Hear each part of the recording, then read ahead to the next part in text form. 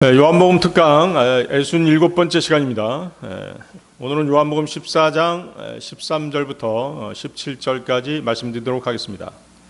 너희가 나를 사랑한다면 나의 명령을 지키라가 되겠습니다. 지난 시간에는 나는 길이요 진리요 생명이라는 주제로 말씀을 드렸습니다. 주 예수님께서는 길이 되십니다. 하나님께 이르는 길, 또 하늘 왕국에 이르는 길을 죄인들에게 열어주시는 분이십니다. 인간은 절대로 스스로 하늘에 오를 수 없습니다. 인간 스스로 자신의 죄 문제를 해결할 수 없기 때문인 것이죠. 그래서 하나님께서 육신을 입고 이 땅에 나타나신 것입니다. 예수님을 통하지 않고서는 아무도 구원받을 수 없습니다. 주 예수님은 거룩하신 하나님 아버지께로 이르는 유일한 길이 되십니다. 진리요, 예수님께서는 하나님이 어떤 분이신지를 직접 몸소 보여주셨습니다. 보이지 않는 하나님께서 자신의 성품과 능력을 예수님을 통해 완전하게 드러내신 것이죠. 인간은 진리이신 분과 단절되어 있기 때문에 진리를 알 수 있는 명철 또한 없습니다. 진리에 대해 무지할 수밖에 없는 것이죠. 그러므로 하나님을 모르는 인간들이 생각해낸 그 어떤 철학이나 인간의 두뇌로 고안해낸 그 어떤 과학에도 진리란 있을 수 없는 것입니다. 오직 육신을 입고 오신 하나님 예수 그리스도를 통해서만이 진리를 알 수 있는 것입니다. 골로새서 2장 3절에 이런 말씀 있죠. 그분 안에는 지혜와 지식의 모든 보물들이 감추어져 있느니라. 모든 지혜와 지식이 그분 안에 감추어져 있다라고 한다면 다른 곳에 그것이 있을 수가 없죠. 오직 주 예수 그리스도 그분께서만이 진리가 되십니다. 생명이라, 하나님께서는 모든 생명의 원천이 되십니다. 모든 생명은 그분에게서 나왔습니다. 성경은 구원받지 않은 사람에게는 영적 생명이 없다는 사실을 단호하게 선포하십니다. 예수 그리스도를 알지 못하는 그들은 살아있지만 육신적으로는 살아있는 것이죠. 그렇지만 영적 생명은 없는 것입니다. 따라서 창조주 하나님과 단절되어 있는 죄인들은 영적으로 죽어있는 사람들입니다. 그러나 육신을 입고 오신 주 예수 그리스도께서는 십자가에서 흘리신 보혈로 그들의 죄 문제를 해결해 주셨습니다. 그분을 믿는 사람에게는 영원한 생명을 약속하셨습니다. 세상 죄인이 그분을 믿고 그분을 자신의 구주로 영접한다면 그는 죽음에서 해방되고 영원한 생명을 얻는 것입니다. 그래서 요한복음 3장 36절에는 아들을 믿는 자는 영원한 생명을 가졌고 아들을 믿지 아니하는 자는 생명을 보지 못하고 오히려 하나님의 진노가 그의 위에 거하느니라. 그렇죠? 구원받지 못한 세상 죄인들은 공의로우신 하나님의 심판을 피할 수가 없는 것입니다. 자, 그러면 오늘 요한복음 14장 13, 14절부터 시작하겠습니다. 요한복음 14장 13, 14절. 그런즉 너희가 내 이름으로 무엇을 구하든지 내가 그것을 행하겠노라. 이로써 아버지께서 아들 안에서 영화롭게 되시도록 하려는 것이라. 너희가 나의 이름으로 어떤 것이든 구한다면 내가 그것을 행하겠노라. 자, 이 말씀은 앞에 그 12절과 함께 예수님께서 십자가에 달리시기 전날 밤 제자들에게 하신 말씀입니다. 내가 아버지께로 간다고 말씀하신 바로 그 자리에서 하신 말씀이죠. 제자들은 주님이 떠나신다라고 하는 그 말씀 때문에 마음이 무겁고 두려웠습니다. 그 상황에서 주님은 그들의 마음을 위로하시고 믿음을 굳게 세워주기 위해서 이 말씀을 하신 것입니다. 예수님은 떠나시지만 제자들, 너희들은 더 큰 일을 하게 될 것이라고 약속하시죠. 그 12절, 위에 12절 보십시오. 요한복음 14장 12절. 나를 믿는 자는 내가 하는 그 일들을 그 또한 할 것이요 이것들보다 더 위대한 일들을 그가 행할 것이라. 이는 내가 나의 아버지께로 가기 때문이라. 그렇죠? 예수님께서는 이제 하나님 아버지께로 가셔서 제자들을 위해 중보하시죠. 또 누구를 보내세요? 위로자 성령님을 보내시죠. 그래서 제자들이 계속해서 주님의 사역을 이어갈 수 있도록 능력을 부여하십니다. 그래서 제자들은 예수님이 떠나신다는 말을 듣고 이제 모든 것이 끝나는 것인가 라고 그렇게 생각했을 것입니다. 그러나 예수님은 오히려 너희가 더 큰 일을 하게 될 것이다 라고 이렇게 말씀하신 것이죠. 그래서 더 큰 일이란 뭘까요? 복음이 온 세상에 전파돼서 많은 혼이 구원받는 역사를 말합니다. 주님은 떠나시지만 그분의 사역은 계속 된다는 말씀인 것이죠. 제자들을 통해서 더 크게, 더 넓게 복음이 퍼져나갈 것임을 알려주시고 약속하신 것입니다. 거기 13절 보십시오. 내 이름으로 무엇을 구하든지 내가 그것을 행하겠노라. 주님은 떠나시지만 제자들이 그분의 이름으로 구할 때 직접 응답하시겠다라고 약속하십니다. 이 말씀은 나는 너희 곁을 완전히 떠나지 않는다는 그런 뜻이죠. 이 약속은 제자들에게 주님이 여전히 그들과 함께 하신다는 보증이 되는 말씀인 것이죠. 그렇죠? 주님께서는 어때요? 영으로 우리 안에 거하시잖아요. 그렇죠? 그 약속이 있으시죠? 그래서 성령님이 우리 안에 거하신다라고 하는 것은 영으로 주님께서 우리와 함께 하신다는 뜻이거든요. 즉 주님이 떠나셔도 그분과의 관계는 끊어지지 않는다라고 하는 위로의 말씀인 것입니다. 주님은 이 약속을 마태복음 28장 19절 20절에서도 다시 한번 확인해 주셨죠.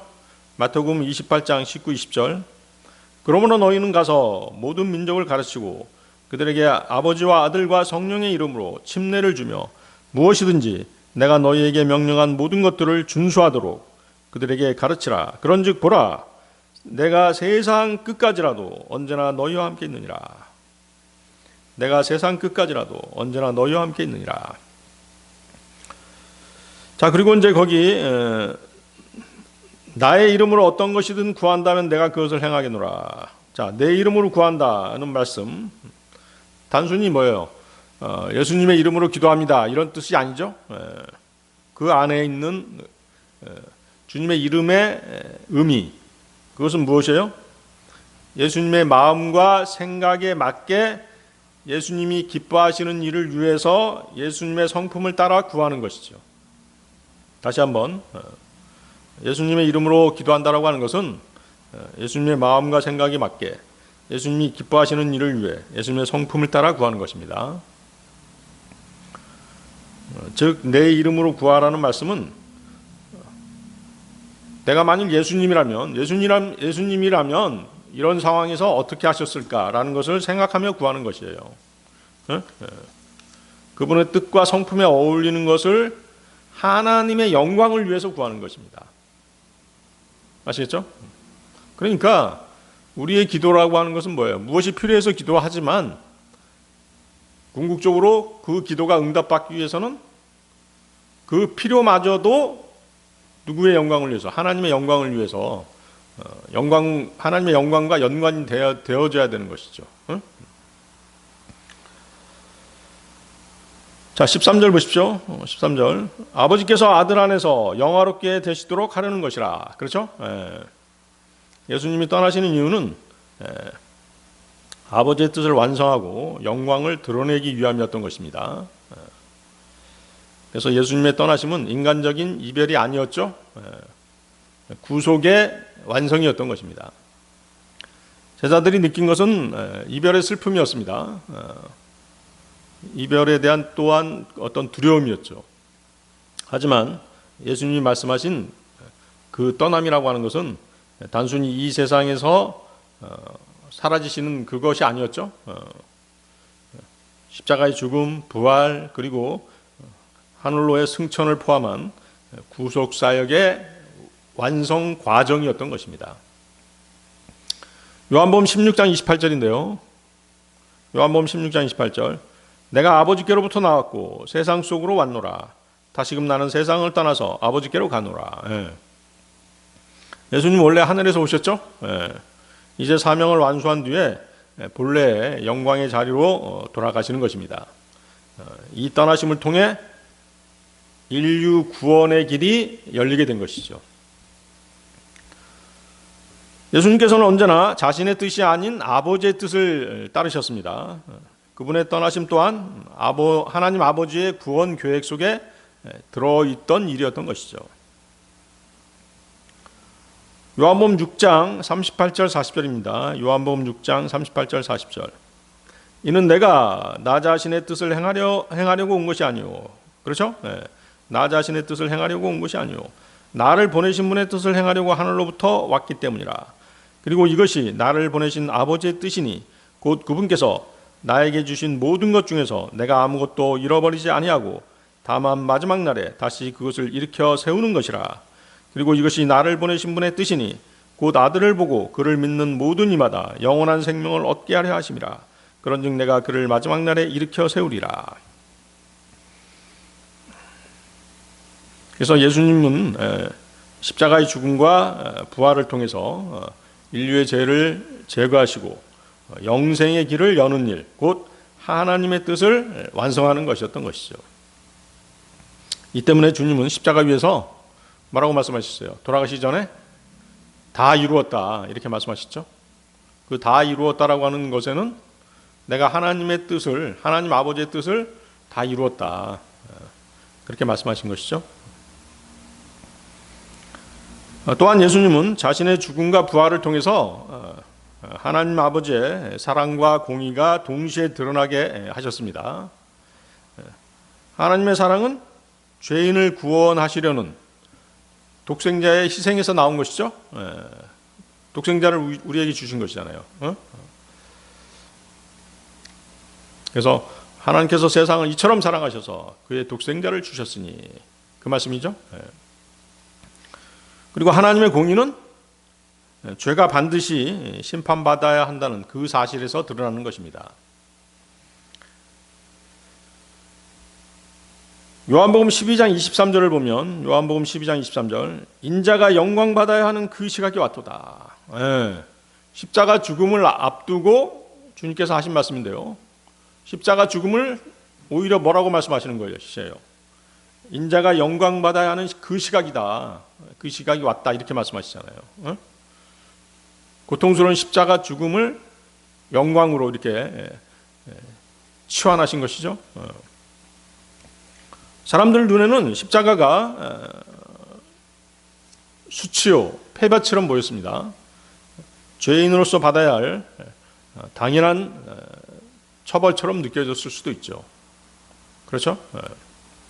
하지만 하나님의 눈에는 그것이 가장 영광스러운 순간이었던 것입니다.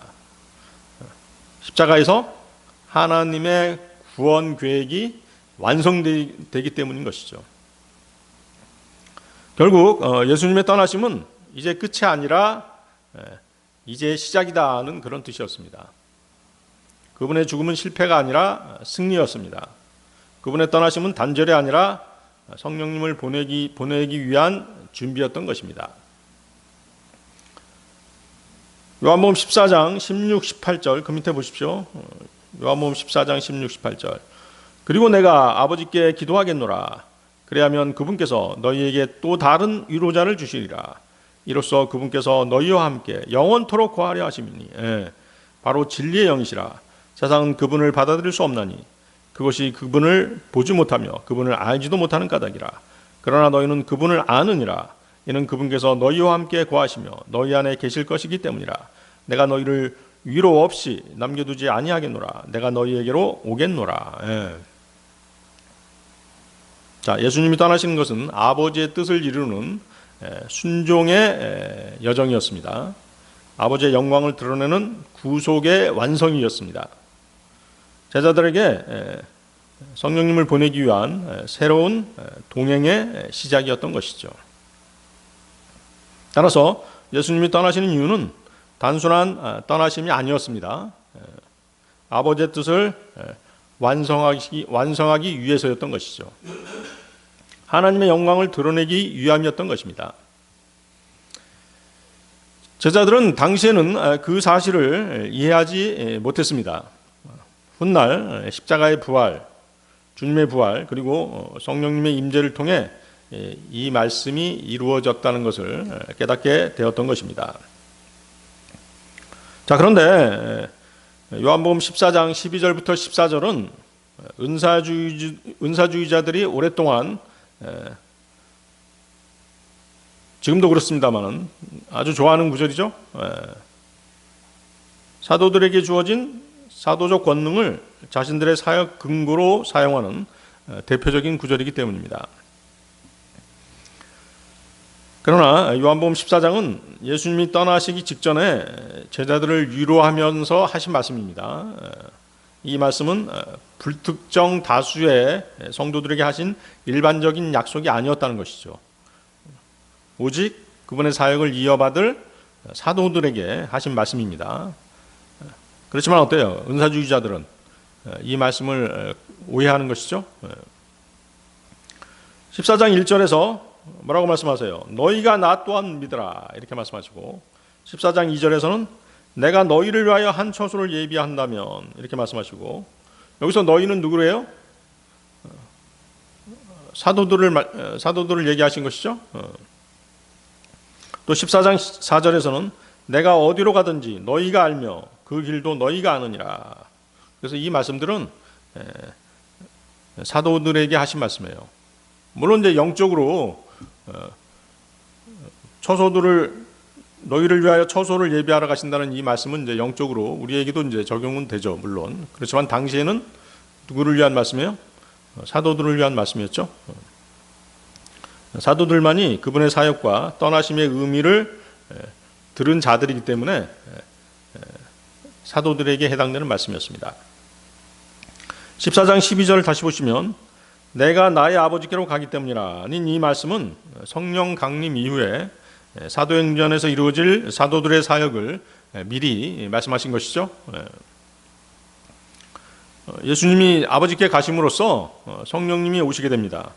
그렇죠? 그리고 그 성령님의 능력 안에서 제자들이 예수님보다 더 큰 일들을 하게 되는 것입니다. 그래서 복음이 온 세상에 전파되는 그 큰 사역을 하게 될 것을 예언하신 것이죠. 그래서 거기 보세요. 더 위대한 일들 나오죠?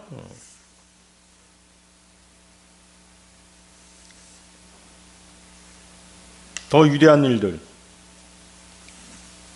The greater works. 그러니까 예수님이 하신 일보다 더 위대한 일을 너희도 할 수 있다. 누구의 능력으로? 예수님이 주신 능력으로. 성령님께서 오셔서 성령님께서 주신 그 능력으로 더 위대한 일들을 할 수 있다라고 말씀하신 것이죠. 그래서 예수님이 행하신 기적들, 뭐 병고침이랄지 소경의 눈을 뜨게 하신다든지 나사로를 살리신 일들, 그런 일들보다 양적으로 또 질적으로 영적으로 더 큰 사역, 즉 복음 전파와 구원의 역사를 미리 말씀하신 것이죠. 실제로 어때요? 오순절 이후에 베드로의 설교로 인해서 몇 명이 구원받았죠? 3,000명이 구원을 받잖아요. 그렇죠? 사도행전 2장 41절인데요. 사도행전 2장 41절. 그때 그의 말을 흡족하게 받아들인 자들은 침례를 받았더라. 그리고 같은 날 그들에게 약 3,000명의 혼들이 더해졌더라. 바로 이것이 뭐예요? 예수님의 공생의 기간보다 더 큰 구원의 열매였던 것이죠. 자, 예수님께서는 나사로를 살리시는 그런 기적을 보여주셨습니다. 그렇지만 어때요? 베드로의 설교는 수많은 혼들, 3,000명이나 되는 혼들을 구원하였던 것입니다. 이것이 바로 뭐예요? 더 위대한 일들의 실질적인 예인 것이죠. 그래서 은사주의자들이 이 구절을 자주 인용하는 이유가 있는 것이에요. 자신들이 내세우는 방언이랄지 병고침, 또 황당한 일들도 내세우잖아요. 어떤 일들이에요? 장풍 쏘아가지고 사람 넘어뜨린 일들. 응? 그런 거짓 은사가 예수님께서 약속하신 greater works다, 더 위대한 일들이다, 이렇게 주장하고 싶어서 그런 것이죠. 근데 그런 일들만 찾아다니는 사람들이 있잖아요. 진리의 복음이랄지 진리의 말씀은 하나도 없고 그런 괴상한 일들, 신기한 현상 이런 것만 찾아다니는 사람이 있어요. 그러니까 그 은사주의자들이 더 날뛰는 것이죠. 그래서 은사주의자들은 예수님이 하신 일보다 더 위대한 일을 우리도 하고 있다, 그렇게 주장하고 있는 것이죠. 병 고치고 예언하고 기적을 행하는 권세가 우리에게도 있다, 그렇게 말하고 있는데 그것은 완전한 거짓말이죠. 그래서 요한복음 14장 12절에 내가 나의 아버지께로 가기 때문이라는 이 말씀은 성령님이 사도들에게 임할 것을 전제로 한 말씀인 것입니다. 그래서 성령님께서 오셔야 우리가 능력을 발휘할 수 있는 것입니다. 그분의 능력으로, 그분이 주신 능력으로 믿음 생활을 할 수 있는 것이죠. 그렇죠? 그래서 우리가 흔히 하는 얘기가 있었잖아요. 전주에서 부산까지 승용차를 어때요? 손으로 밀고 간다고 생각해 보세요. 얼마나 힘들어요. 그렇지만 자동차는 그렇게 가는 게 아니죠. 시동을 걸고 기아를 정위치에 갖다 놓으면 자동차가 가는 것이잖아요. 마찬가지죠. 믿음 생활은 우리의 능력으로 하는 것이 아니죠. 하나님의 능력, 하나님이 주신 능력, 성령님의 인도하심으로 하는 것입니다. 그런 것들이 다 뭐예요? 은혜죠. 은혜인 것입니다. 그래서 내가 나의 아버지께로 가기 때문이라고 말씀하신, 그러면서 예수님께서 능력을 주시겠다고 한 약속은 그때 당시는 뭐였어요? 그때 당시는 사도들에게 하신 말씀이라는 것이죠. 그렇죠? 기적, 이적, 표적 이런 것들도 다 뭐예요? 사도들에게 주시겠다고 한 약속이었어요. 네? 모든 세대의 성도들에게 동일하게 그런 능력을 주시겠다라고 말씀하신 게 아니라는 것이죠. 그래서 신약에서 기적, 이적, 표적은 항상 사도적 권위의 표적으로 주어졌던 것이죠. 아시겠습니까? 그래서 은사주의자들의 말은 여러분들이 그냥 무시하시면 돼요. 그거에 대한 증거가 어디에 나와 있어요? 고린도후서 12장 12절에 나와 있잖아요. 고린도후서 12장 12절. 참으로 사도들의 표적들이 너희 가운데서 발휘되었으니 곧 모든 인내와 표적들과 이적들과 막강한 행실들 가운데서 발휘되었느니라. 사도들의 표적들이라고 정확하게 말씀하시죠. 그래서 사도들의 표적은 사도들의 사역을 증명하기 위한 한시적인 그런 표적이었던 것입니다. 사도 시대가 끝나자, 즉 요한계시록이 완성된 이후에 이러한 표적들은 어떻게 됐어요? 사라져버렸잖아요. 사라져버린 것이에요. 지금 은사주의자들이 뭐 병 고치고 뭐 방언하고 막 이런 것들은 다 뭐예요? 마귀 장난인 것이에요.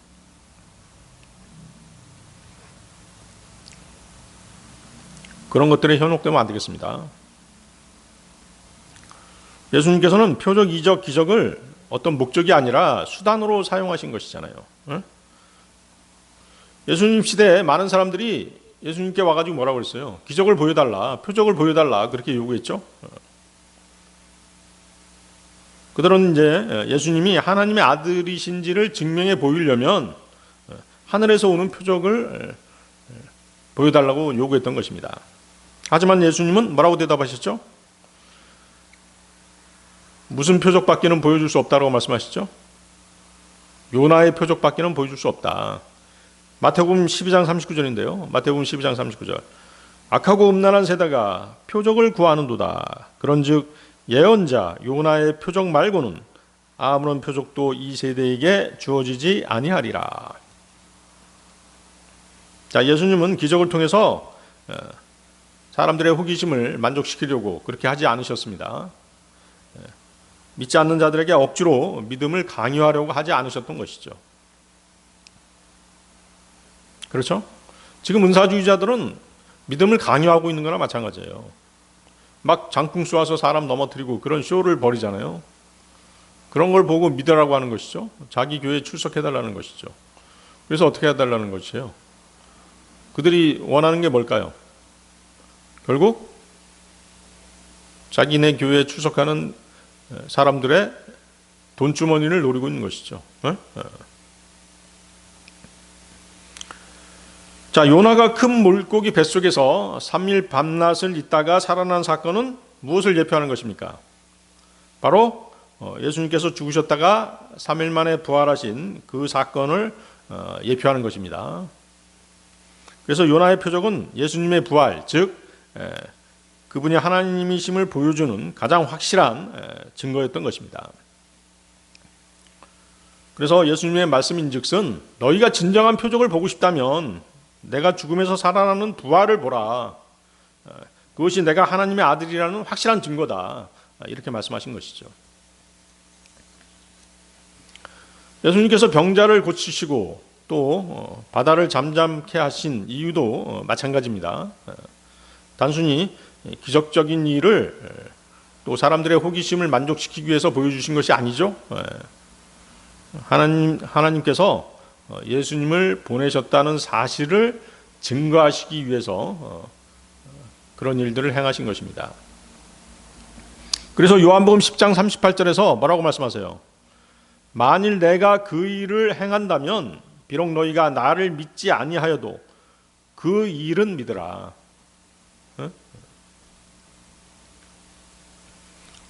그 일을 믿으라고 하는 이유가 뭐예요? 내가 이렇게 기적, 이적, 표적을 행할 수 있는 게 무엇 때문이겠느냐? 하나님께서 나를 보내셨기 때문에 이런 능력이 나오는 것이다. 이렇게 말씀하신 것이에요. 그래서 기적, 이적, 표적은 예수님이 하나님이심을 나타내는 증거였던 것입니다. 결국 뭐예요? 기적의 최종 목적, 핵심 목적은 무엇을? 믿음을 일으키기 위한 것이었죠. 기적 그 자체가 신앙의 목표가 아니었던 것입니다. 그래서 오늘날 어떤 사람들은 그런 그 기적과 같은 신기한 현상만을 쫓는 사람들이 있어요. 그러다 보니까 은사주의 교회를 아주 좋아하는 것입니다. 하지만 예수님은 이미 가장 큰 기적이 뭐죠? 그분의 부활의 표적이죠. 그것을 우리에게 성경을 통해서 보여주셨습니다. 부활의 표적이야말로 모든 믿음의 가장 중요한 증거인 것입니다. 우리가 예수님을 증거할 때 십자가에 돌아가신 예수님만을 증거하지 않잖아요. 십자가에 돌아가셨다가 장사되시고 3일 만에 부활하신 예수님을 증거하시잖아요. 그래서 부활의 표적이야말로 예수님이 참 하나님이심을 증명하는 유일한 표적이라고 볼 수 있는 것입니다. 여러분이 어떤 도시의 그 맛집을 가고 싶다면 어떻게 해요? 일단 지도상에서 뭐 네이버 지도라든가 이런 걸 이용해서 그 맛집의 위치를 확인하죠. 그리고 뭐 차량을 이용해서 그곳에 간 다음에 맛집 간판을 찾잖아요. 간판은 뭐예요? 손님이 가게를 찾아가도록 안내하는 표시일 뿐인 것이죠. 여러분의 목적은 뭐예요? 맛집을 찾는 목적이 뭐예요? 맛있는 음식을 먹고 싶어서 그런 것이잖아요. 물론 뭐 유튜버들은 이제 그 영상을 촬영하기 위한 목적이겠지만 맛집을 찾는 목적은 뭐예요? 맛있는 음식이라는 것을 확인하고 싶어서 찾는 것이잖아요. 맛집 간판 자체가 목적이 아니죠.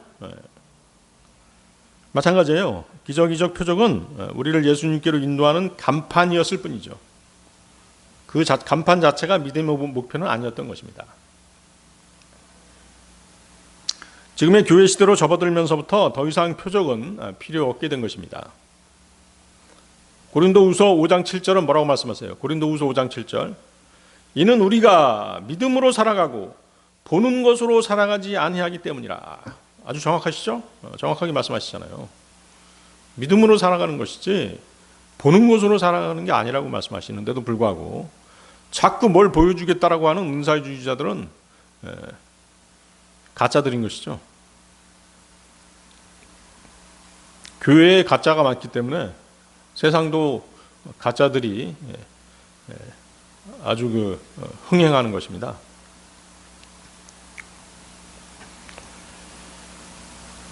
그래서 교회 시대는 표적이 필요한 시대가 아닌 것이에요. 물론 지금 이 시대에도 하나님께서는 기적을 행하십니다. 그리스도인이 늘 하나님과 교제하고 그분과 동행하는 삶을 살아가고 있다면 그 사람은 틀림없이 하나님의 능력 안에서 살아가고 있는 것입니다.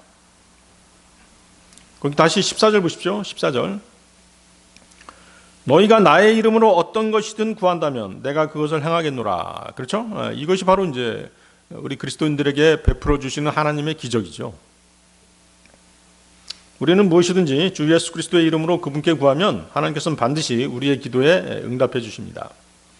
그러나 여러분의 기도에 대한 하나님의 응답이 반드시 여러분들이 바라는 대로 이루어지는 것은 아니죠. 왜냐하면 하나님께서는 무엇이 여러분에게 유익한지를 여러분이 상상할 수 없을 정도로 정확하고 세밀하게 아시기 때문이죠.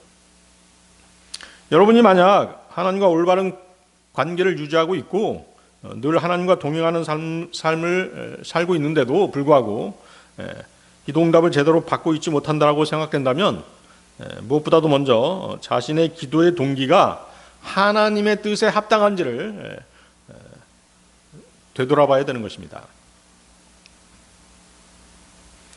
내 기도가 하나님의 뜻에 합당치 않으면 그 기도는 당연히 어때요? 응답되지 않는 것이죠. 첫 번째, 여러분이 만약 육신적인 동기로 기도를 드렸다면 하나님께서는 그 기도에 응답해 주시지 않으십니다. 두 번째, 여러분이 하나님과의 교제를 과연 지속하고 있는가를 점검해 봐야 되는 것이죠. 하나님과의 교제가 막히는 이유가 뭐예요? 우리의 죄 때문이잖아요. 하나님과 우리 사이에 죄가 가로막고 있다면 기도는 하나님께 상달되지 않을 것입니다. 세 번째, 자신이 기도하고 있는 것이 하나님의 영광을 위한 것인가를 한번 생각해 보셔야 돼요. 먹든지 마시든지 무엇을 하든지 하나님의 영광을 위해서 하라고 그랬잖아요. 내가 먹고 마시고 이 음식을 먹더라도 더 힘을 내서 하나님의 영광을 위해 살겠다라고 한다면 그것은 맞는 것이죠. 맛집을 찾아가서 맛있는 음식을 먹더라도 이 음식을 먹고 주님을 위해서 더 열심히 일하겠다라고 한다면 하나님의 영광을 위한 것이에요. 그렇지 않다면 뭐예요? 오직 육신을 만족하기 위한 것일 뿐인 것이죠. 그게 세상 사람들과 우리 그리스도인과의 차이인 것이죠. 네 번째, 자신이 하나님의 명령들을 지키고 있나를 살펴봐야 됩니다. 하나님의 명령들을 지킨다라고 하는 건 뭐예요? 바로 하나님 보시기에 기뻐하실 만한 일들을 하고 있는 것이죠.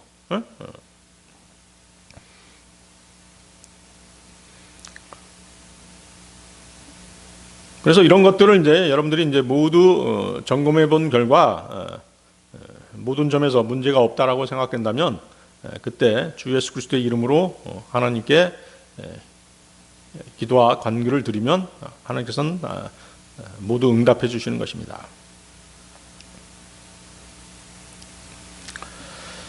사도행전에 나오는 초대교회는 기적보다는 복음의 능력을 더 신뢰했죠. 여러분들이 사도행전 읽을 때 사도들이 행하는 기적, 이적, 표적을 우리가 더 흥미롭게 읽을 수 있겠습니다만은 사실은 그렇지 않아요. 기적, 이적, 표적보다 복음이 어떻게 전파되고 있는지 그 과정을 우리는 더 눈여겨봐야 되는 것입니다. 사도행전 7장에 나오는 스테판 집사, 순교한 스테판 집사는 어땠어요? 표적보다 복음을 증거하다가 순교했잖아요. 그렇죠? 스테판 집사의 죽음이 누구에게 영향을 미쳤어요? 스테판 집사가 순교당할 때 옆에서 박수 치면서 좋아했던, 물론 박수는 안 쳤겠습니다만은 좋아했던 사람 있었죠? 만족해했던 사람 있었죠? 누구예요? 사울. 그때 당시 사울이었고 나중에 바울로 이름을 개명하죠. 그래요. 스테판 집사의 죽음은 후에 바울을 변화시킨 더 위대한 일, 그레이터 웍스였던 것이죠. 그래서 결과적으로 요한복음 14장 12, 14절은 사도들에게 주신 약속입니다. 예수님의 사역을 이어받을 그들의 복음적인 권위와 성령의 능력을 예언한 말씀인 것이죠. 은사주의자들이 이 구절을 자신들이 사도적 권위를 계승했다라고 하는 근거로 사용하는 것은 성경을 완전히 왜곡하는 것입니다. 자, 그러면 오늘날 우리들은 이 말씀을 어떻게 받아들여야 될까요? 주님의 이름 안에서 하나님의 뜻을 구하면서 복음의 사역에 헌신하라, 이런 교훈으로 우리는 받아들여야 되는 것입니다. 다시 한번, 주님의 이름 안에서 하나님의 뜻을 구하며 복음의 사역에 헌신하라는 그런 권면으로 받아들여야 되는 것입니다. 자, 요한복음 14장 15절로 가겠습니다. 요한복음 14장 15절. 너희가 나를 사랑한다면 나의 명령을 지켜라. 자, 여러분들이 주님을 사랑하고 싶다면 그분의 명령을 지키면 되는 것이에요. 간단하죠? 간단하지만 여러분들의 육신이 강하면 주님의 말씀에 순종할 수 없잖아요. 자, 이 구절이 뭐냐면 앞에서 말씀드린 기도 응답에 대한 약속 중에 네 번째에 해당되는 것이죠. 기도 응답을 바라는 많은 사람들이 주 예수님의 약속을 붙잡고 매달리면서도 이 말씀을 놓쳐버리는 경우가 왕왕 있습니다. 너희가 나를 사랑한다면 나의 명령들을 지키라. 자, 그러면 주님께서 말씀하시는 명령들은 뭘까요? 여기서 나의 명령들은 단순한 어떤 그 윤리적 규율이나 율법 조항이 아니죠. 예수 그리스도께서 친히 주신 말씀 전체, 곧 그분의 뜻과 가르침을 포함하는 명령들을 말씀하시는 것입니다. 예수님이 말씀하신 나의 명령들은 모세의 율법을 대체하는 새 계명, 즉 서로 사랑하는 명령을 중심으로 한 복음적인 명령들입니다. 그게 몇 가지가 나와요? 5가지로 우리가 요약할 수 있습니다. 자, 첫 번째는 뭘까요? 예수님의 명령. 첫 번째는 하느님을 사랑하라죠. 자, 그래서 예수님의 명령은 우리가 그 신약 말씀에서 찾아볼 수가 있는 것이에요. 첫 번째는 뭐예요? 하나님을 사랑하라. 마태복음 22장 37절 38절입니다. 자, 찾아보십시오. 마태복음 22장 37절 38절.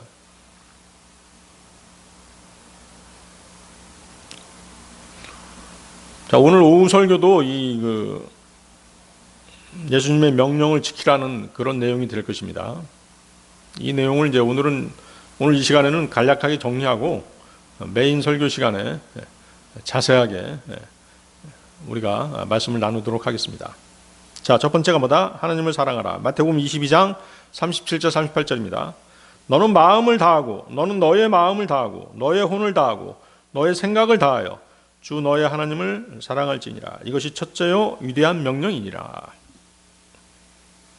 자, 예수님은 모든 율법과 예언서의 근본이 하나님의 사랑임을 밝히고 계십니다. 이는 단순히 어떤 연인들의 그런 감정적인 사랑이 아닙니다. 하나님의 말씀을 순종하는 것과 하나님을 공경하고 두려워하는 마음이 표현된 그런 사랑을 말씀하시는 것이죠.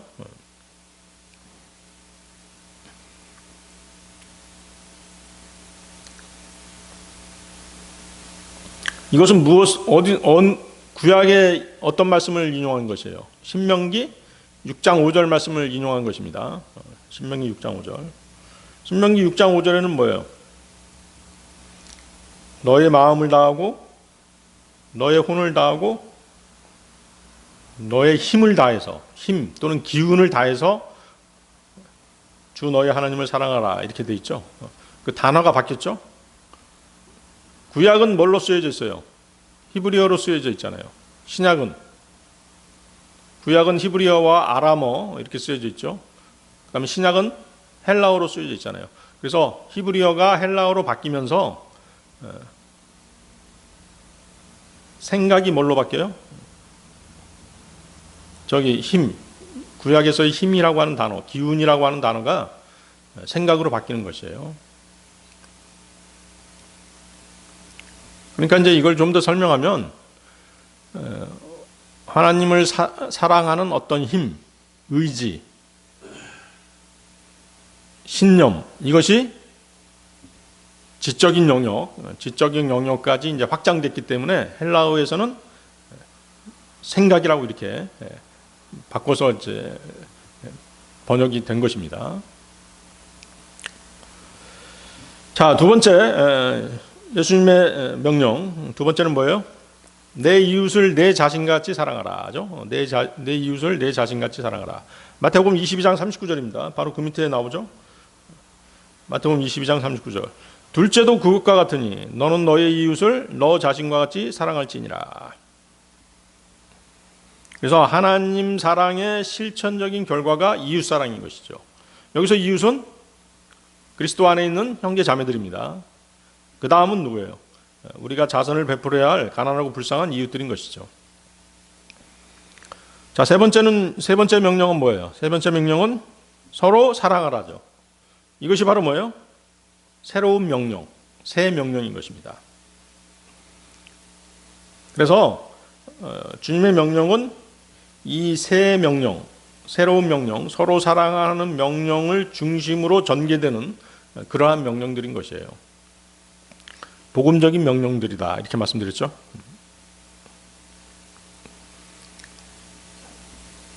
요한복음 13장 34절이죠. 요한복음 13장 34절. 내가 너희에게 새로운 명령을 주노니 너희는 서로 사랑하라. 어떻게 사랑하라? 내가 너희를 사랑해 왔듯이 너희도 서로 사랑하라.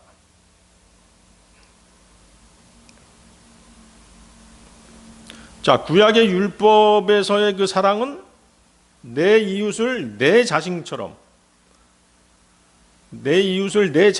사랑하라고 그렇게 말씀하시죠.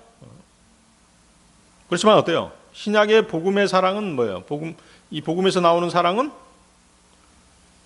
그리스도께서 우리를 사랑해 왔듯이 그렇게 사랑하라고 말씀하시죠. 사랑의 기준이 바뀌었죠? 네. 내 자신과 같이 사랑하라 해서 내가 너희를 사랑해 왔듯이 그렇게 사랑하라 이렇게 그 기준이 바뀌었어요. 그래서 이것이 요한복음 14장 15절에 나의 명령들의 핵심 사항인 것이죠. 자, 네 번째 명령은 뭐죠? 예수님이 말씀하신 명령 네 번째는 나를 믿으라죠. 나를 믿으라. 요한복음 14장 1절입니다. 요한복음 14장 1절. 너희의 마음이 근심하지 않게 하라. 너희가 하나님을 믿으니 나 또한 믿으라.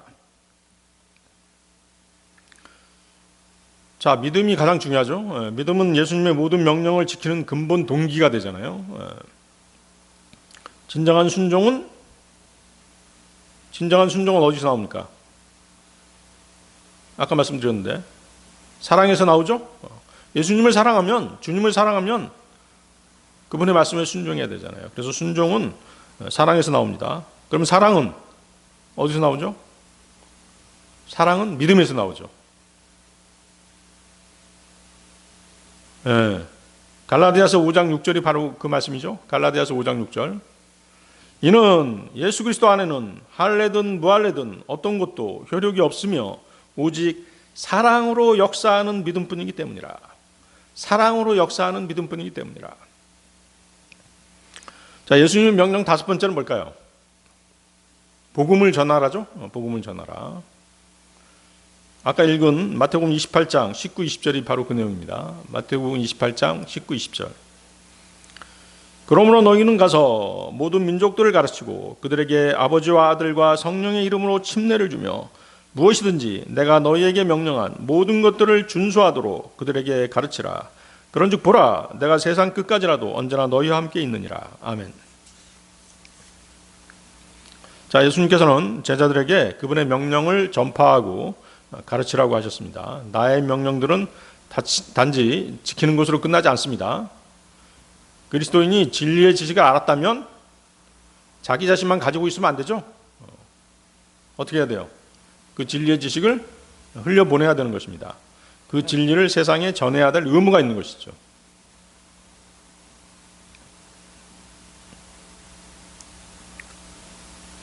그래서 교회만 왔다 갔다 하는 것 가지고는 안 되잖아요, 우리가. 그래서 밖에 나가서 우리가 복음도 전하고, 또 지인들에게 진리의 지식을 전파를 하잖아요.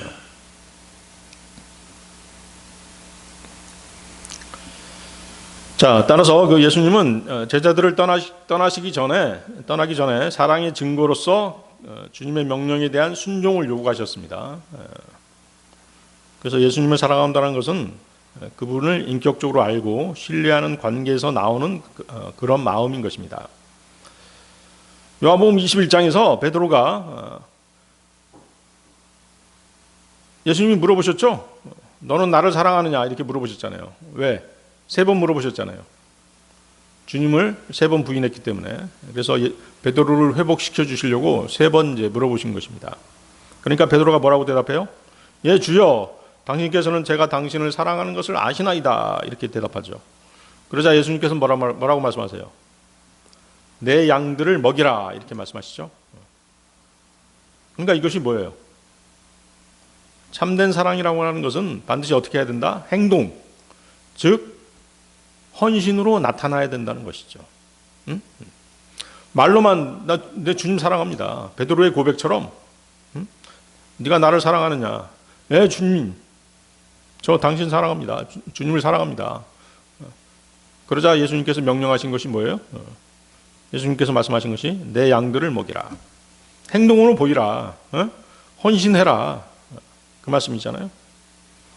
그래서 참된 사랑은 그분의 뜻에 따라 살겠다라고 하는 뭐가 필요하다? 결단이 필요한 것입니다. 요한일서 5장 3절입니다. 요한일서 5장 3절. 이는 이것이 하나님의 사랑이기 때문이니 우리가 그분의 명령들을 지키는 것이라. 계속해서 나오죠? 예수님을 사랑한다라고 하면 그분의 명령을 지켜야 돼요. 그분의 명령에 순종해야 되죠. 그래서 여러분들이 예수님을 더욱 사랑할수록 그분이 기뻐하시는 일을 하고 싶어 하잖아요. 그런 마음이 있잖아요. 뭘 거꾸로 생각해도 상관이 없습니다. 내가 주님의 사역을 하고 싶다. 주님의 사역에 동참하고 싶다는 그런 마음이 계속 들잖아요. 그것이 뭐예요? 그분을 사랑하기 때문에, 사랑하는 마음이 생겼기 때문에 그 일들을 하고 싶어 하는 것이죠. 그것이 은혜인 것이에요.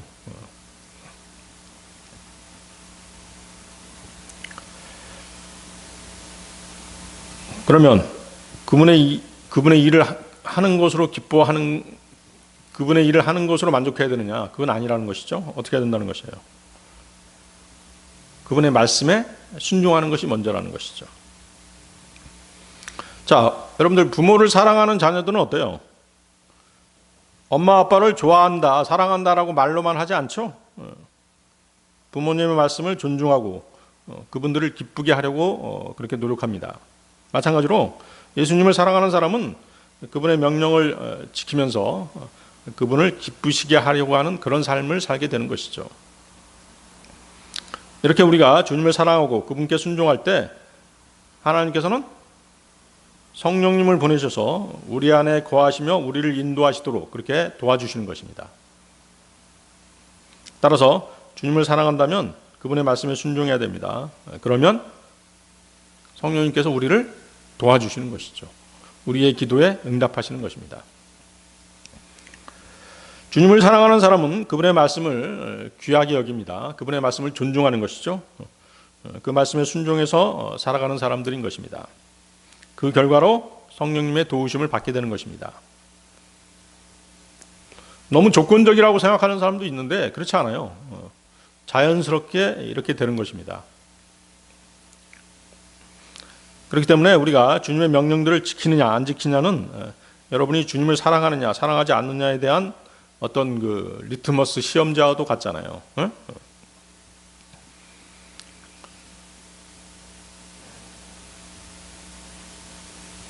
그래서 여러분들이 주님의 명령에 대한 순종이 바로 주님을 진정으로 사랑하는 자세인 것입니다. 단지 이제 그것을 명령하셨기 때문이기도 하죠. 그렇지만 그 명령이 뭐예요? 아주 강압적인 그런 명령이 아니잖아요. 여러분들이 생각해 보세요. 하나님을 사랑하라고 하는 예수님의 명령이 아주 강압적이고 고압적인 그런 명령인가요? 강제적인 명령인가요? 그렇지 않죠. 그분께서 우리에게 사랑을 베푸셨기 때문에 우리 안에서 나오는 자연적인 사랑의 흐름인 것이에요. 이렇게 우리가 주님의 말씀에 주님의 명령에 순종할 때 우리는 기도 응답을 위한 아주 중요한 조건을 갖추게 되는 것입니다. 자, 요한복음 14장 16, 17절로 가겠습니다. 요한복음 14장 16, 17절. 아까 읽었습니다마는 요한복음 14장 16, 17절. 그리고 내가 아버지께 기도하겠노라. 그리하면 그분께서 너희에게 또 다른 위로자를 주시리라. 이로써 그분께서 너희와 함께 영원토록 거하려 하심이니 바로 진리의 영이시라. 세상은 그분을 받아들일 수 없나니 그분이 그분을 보지 못하며 그분을 알지도 못하는 까닭이라. 그러나 너희는 그분을 아느니라. 이는 그분께서 너희와 함께 거하시며 너희 안에 계실 것이기 때문이라. 자, 바로 앞절에서 예수님께서는 자신이 주신 명령들을 지킴으로써 그들의 사랑을 증명하라고 제자들에게 요구하셨습니다. 그런 다음 이제 제자들을 향한 주님의 사랑을 펼쳐 보이시는 것이죠. 주님께서는 다른 위로자를 너희 제자들에게 주실 터인데 그 위로자는 그들과 영원히 함께 거하신다라고 약속하십니다. 다른 위로자가 누구죠? 누구시죠? 바로 성령님이시죠? 요한복음 14장 26절에 나와 있습니다. 요한복음 14장 26절. 그러나 아버지께서 나의 이름으로 성령이신 위로자를 보내시리니. 그렇죠? 그래서 여러분들이 구원받고 성령님께서 우리 안에 내주하시면 그 성령님과 우리는 언제까지 함께하는 것이죠? 영원히 함께하는 것입니다. 영원히 함께하는 것이에요.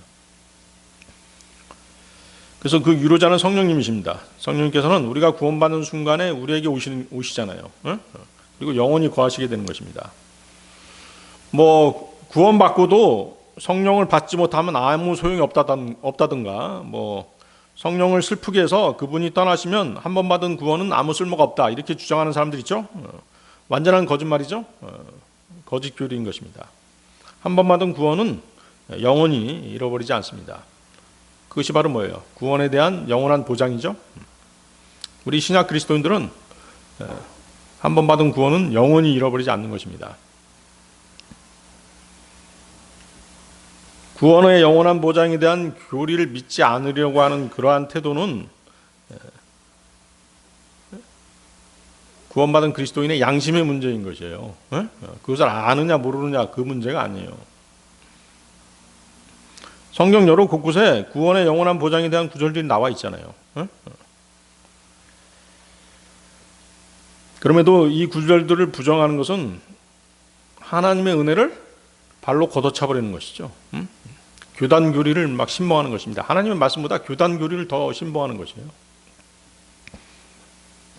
자, 여러분은 구원받는 순간 성령님을 자신 안으로 맞아들이게 됩니다. 그리고 영원히 그분을 모시고 그분과 함께 살게 되는 것입니다. 성령님께서는 위로자 말고도 다른 성호를 가지고 계시죠? 여러분들이 알고 있는 성령님에 대한 또 다른 이름 뭐가 있나요? 아까 17절에서 진리의 영, 또 로마서 8장 9절에서 그리스도의 영, 또 8장 9절에서 또 하나님의 영, 또 뭐 주의 영, 거룩의 영, 예수 그리스도의 영, 이런 성령님의 다른 이름들이 있죠. 그래서 성령님께서는 그분만의 고유의 어떤 그 사역이 있으십니다. 그리고 그분만의 이름을 갖고 계시는 것이죠. 자, 거기 보세요. 세상은 진리의 영이신 성령님을 영접하지 않을 것이다. 이 말은 틀린 말일까요? 맞는 말일까요? 세상은 진리의 영이신 성령님을 영접하지 않을 것이다. 틀린 말이죠. 어떤 선택의 여지가 없는 것이에요. 영접하려고 하지 않는다도 아닙니다. 세상은 그분을 영접할 수 없다라고 단정적으로 말씀하시죠. 왜 그럴까요? 주님께서는 그 이유를 그분을 보지 못하며 그분을 알지도 못하는 까닭이라고 이렇게 설명해 주시죠. 자, 그러면 세상은 어째서 성령을 보지도 못하고 알지도 못하는 것일까요? 물론 성령님께서는 영이시기 때문에 육신의 눈으로는 절대 보이지 않습니다. 성령님께서는 영적인 눈으로만 볼 수 있으신 분이십니다. 그런데 어때요? 세상은 영적인 눈을 갖고 있지 못하죠?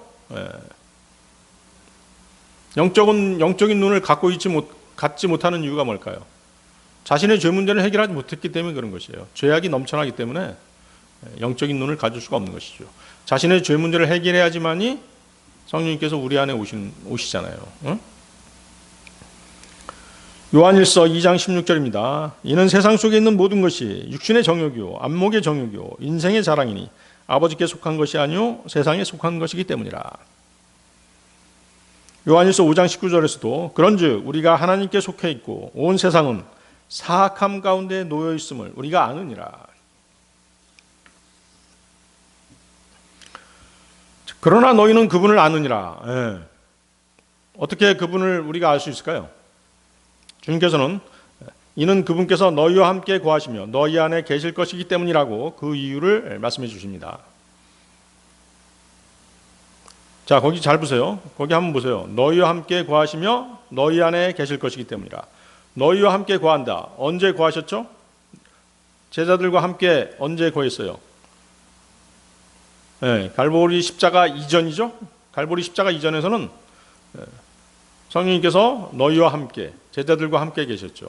그러다가 갈보리 십자가 후에는 어때요? 갈보리 십자가 이후에는 너희 안에 계시게 되는 것이죠. 그렇죠? 성령님께서 우리 안에 들어오시잖아요.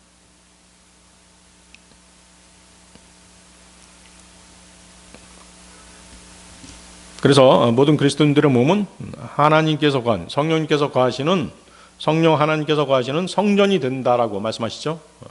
고린도전서 3장 16절이 바로 그 말씀입니다. 고린도전서 3장 16절. 너희가 하나님의 성전인 것과 하나님의 영께서 너희 안에 거하시는 것을 너희가 모르느냐? 자, 구약에서는 어땠어요? 성령님께서 떠나시는 것이 가능했죠. 그래서 율법을 행해야 했던 구약 성도들은 구원을 잃어버릴 수도 있었던 것입니다. 대표적인 예가 사울왕이죠. 사울왕은 성령께서 임하셨다가 그가 범죄하고 회개하지 않자 그를 떠나셨습니다. 대신 악령이 그를 찾아왔던 것입니다. 사무엘상 16장 14절인데요. 반면에 주의 영이 사울에게서 떠났고 주로부터 나온 악한 영이 그를 괴롭게 하였더라. 사무엘상 16장 14절. 그 다음에 삼손 같은 경우는 어땠어요? 그가 타락하자 성령께서 떠나셨죠. 그러다가 그가 진정으로 회개하자 다시 성령께서 삼손에게 임하셨죠. 사사기 16장 28절입니다. 사사기 16장 28절. 그러자 삼손이 주를 부르며 말씀드리기를 오 주 하나님 제가 당신께 간구하노니 저를 기억하소서. 오 하나님 제가 당신께 간구하노니 제가 필스타인들에게 저의 두 눈을 위한 복수가 단번에 이루어지게 할 수 있도록 이번 한 번만 저에게 힘을 주소서 하였더라. 간절한 삼손의 그 기도를 들으시고 성령님께서 삼손에게 다시 임하셨던 것이죠. 그러니까 삼손 같은 경우는 어때요? 성령이 임하셨다가 떠나셨다가 다시 들어오신 그런 경우가 되겠죠. 그래서 성령님이 다시 이제 삼손에게 임하니까 삼손이 어떻게 됐어요? 이스라엘의 원수인 필리스타인들을 단번에 또 크게 살육할 수 있었죠. 자, 세 번째 그 다윗과 같은 경우는 성령께서 오셔서 영원히 그를 떠나지 않으셨습니다. 다윗은 그 밧세바와의 간음 사건 이후에 성령님께서 떠나실까봐 아주 무척 매우 두려워했습니다. 시편 51편 11, 12절을 보면 알 수 있죠. 시편 51편 11, 12절. 당신의 면전에서 저를 내치지 마소서. 또 당신의 거룩한 영을 저에게서 거두지 마소서. 제가 당신의 구원의 즐거움을 회복시켜 주소서. 그리하여 당신의 자유로운 영으로 저를 지탱하소서. 예. 당신의 거룩한 영을 저에게서 거두지 마소서. 이렇게 기도하고 있죠. 성령님께서 떠나실까봐 무척이나 두려워했던 것입니다. 그래서 성령님께서는 떠나지 않으셨죠. 그래서 구원의 영원한 보장이라고 하는 측면에서 다윗은 누구의? 우리 그리스도인들의 예표가 되는 인물인 것이죠. 다윗은 살인죄하고 간음죄를 범했습니다. 밧세바와 간음했고 또 밧세바의 남편 우리야를 죽게 만들었죠. 그런데 어때요? 간음죄와 살인죄는 율법의 그 어떤 희생 제물로도 사해 줄 수 없는 그런 사형에 해당되는 그런 죄였죠. 레위기 20장 10절이죠. 레위기 20장 10절. 간음죄에 대한 얘기인데요.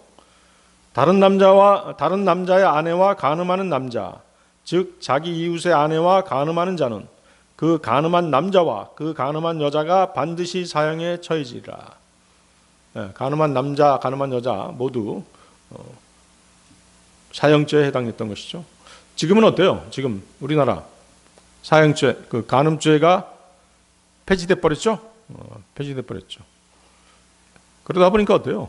세상의 죄가 더욱더 많아지는 것이죠. 말세의 현상이죠. 민수기 35장 16절은 이제 그 살인에 대한 그 사형죄입니다. 민수기 35장 16절. 그런데 만일 그가 어떤 철제 도구로 사람을 쳐서 그 사람이 죽는다면 그는 살인자니라. 그 살인자는 반드시 사형에 처해져야 하리라. 그런데 하나님께서는 간음죄와 살인죄를 범한 다윗에게 자비를 베푸셨습니다. 그것이 바로 뭐예요? 다윗에게 베푸신 영원한 자비죠. 다윗이 두려워하고 간절히 회개했죠. 사무엘하 12장 13절인데요. 다윗이 나단에게 말하기를 제가 주를 대적하여 죄를 지었나이다 하였더라. 이에 나단이 다윗에게 이같이 말하였더라. 주께서도 당신의 죄를 치워버리셨으니 당신께서는 죽지 아니하시리라. 율법으로는 사형이 마땅하지만 하나님은 다윗의 철저한 회개에 응답하셔서 은혜와 자비로 용서하신 것입니다. 시편 51편 1절 2절인데요. 시편 51편 1절 2절. 오 하나님이여 당신의 인내하심에 따라 저에게 자비를 베풀소서. 당신의 온화한 자비들의 허다함에 따라 저의 불법들을 주워버리소서. 저의 죄악으로부터 저를 철저하게 씻으시고 저의 죄로부터 저를 정결하게 하소서. 아주 철저하게 회개했던 것이에요. 하나님께서는 그런 회개하는 마음을 무시하거나 못 본 채 하지 않으신다는 것이죠. 다윗은 자신이 드릴 수 있는 어떤 희생제물로도 자신의 죄를 속할 수 없음을 알았던 것이죠. 시편 51편 16, 17절인데요. 시편 51편 16, 17절. 여러분들 시편 51편 반드시 읽어보시기 바랍니다. 이는 당신께서 희생제물을 바라지 아니하시기 때문이다. 당신께서 희생제물을 바라지 아니하시기 때문이다. 그렇지 아니하였다면 제가 그것을 드렸을 것이니이다. 당신께서는 번제물을 크게 즐거워하지 아니하시나이다. 하나님의 희생제물들은 상한 영이니이다. 오 하나님이여 당신께서는 상하고 참여하는 마음을 멸시하지 아니하시리이다. 그래서 여러분들이 하나님과의 관계를 회복하고 싶다면 이렇게 철저한 회개가 필요한 것이에요. 다윗은 오직 하나님의 자비에 의지했던 것입니다. 그는 하나님께서 베푸신 수많은 자비를 근거로 용서를 구했던 것이죠. 이것은 다윗이 율법의 희생제물보다 하나님의 자비를 더 의지했다는 것을 보여주는 것이죠. 그래서 하나님께서 받으시는 것은 희생제물이 아니라 상하고 참여하는 마음이었다는 것이죠. 그래서 여기서 드러나는 것은 뭐냐면 하나님의 자비의 본질, 즉 형식적인 희생제사가 아닌 진정한 회개와 은혜를 통한 용서였던 것입니다. 하나님의 자비의 본질이 뭐다? 진정한 회개와 은혜를 통한 용서. 여러분들 시편 89편 28절 한번 보세요. 시편 89편 28절. 시편 89편 28절. 찾으셨나요? 나는 그를 위하여 나의 자비를 영원히 지키겠으니 나의 언약이 그와 함께 굳게 서리라. 자, 누가 하신 말씀인가요? 누가 누구에게 하신 말씀이에요? 89편이요. 89편. 89편 28절. 89.